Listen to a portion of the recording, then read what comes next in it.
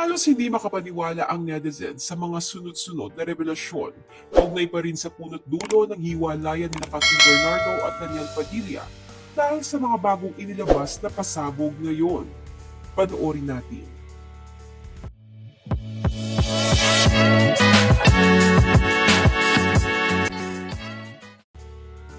Tila hindi pa rin matahimik si Kay Bernardo sa issue kaugnay ng kanyang kapatid na si Catherine Bernardo dahil makalipas ang Instagram cleansing ni Catherine sa mga artistang kanyang in-unfollow tulad ni na Julia Barreto, Liza Soberano, Jillian Villavicencio at ex-boyfriend na si Daniel ay naglabas naman ng makahulugang pahiwatig si Kay na pakiramdam ng marami ay tumutukoy kay Daniel na naging boyfriend ng kanyang kapatid sa loob ng 11 years bago nila in-announce ang hiwalayan noong November 30.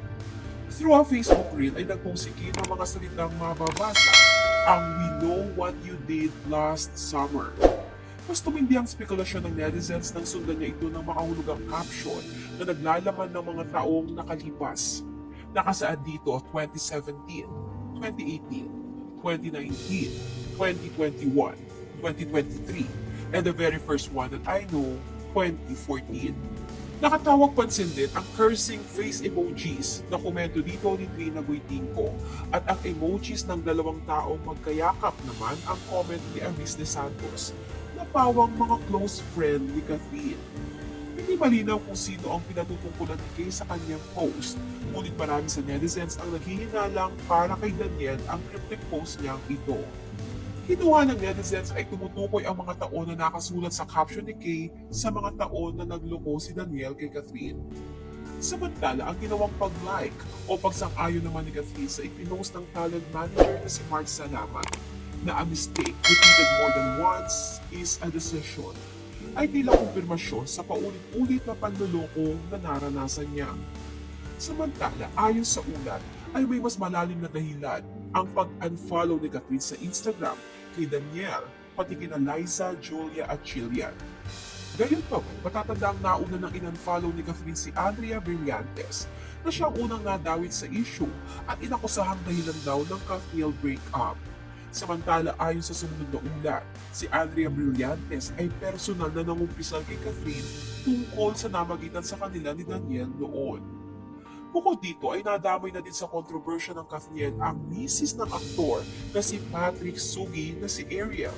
Si Patrick ay kilalang malapit na kaibigan ni Catherine at Daniel na miyembro rin ng Luya Squad. Kaya naging malaking issue rin noon ang katakatakang hindi pagdalo ng Kathniel sa kasal ni Patrick at Ariel.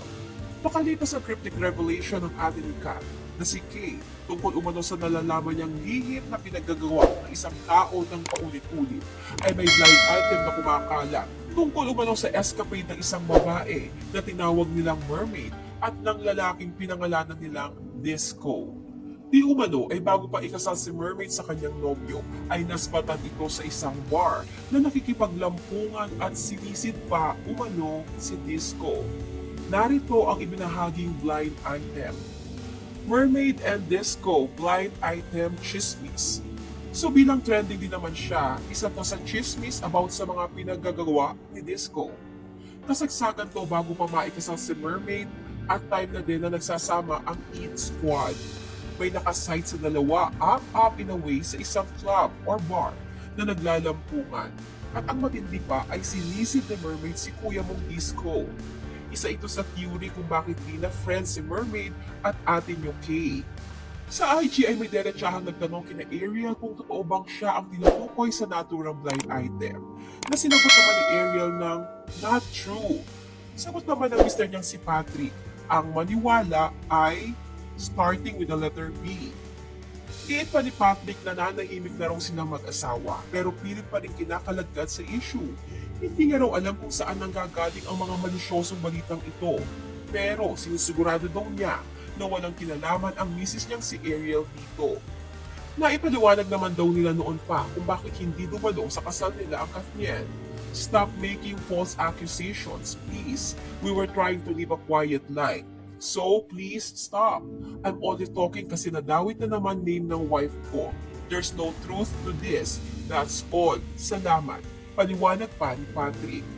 Punsod ng mga bagong pasabog na ito ay mas lalong lumagsa ang simpatya ng publiko kay Catherine na sa mahabang panahon daw ay itinago sa publiko ang mga sakit na pinagdadaanan. Sa ngayon ay hinihintay ng marami na magsalita si Catherine sa tunay na dahilan kung bakit nasama sa pag-unfollow niya sa IG sina Julia Barreto at Liza Soberano. Ano ang partisipasyon ng mga aktres na ito at nadawit sila sa issue? At kung ano ang kaugnayan ng mga taong binanggit ng atin niyang si Kay sa FB Reel nito.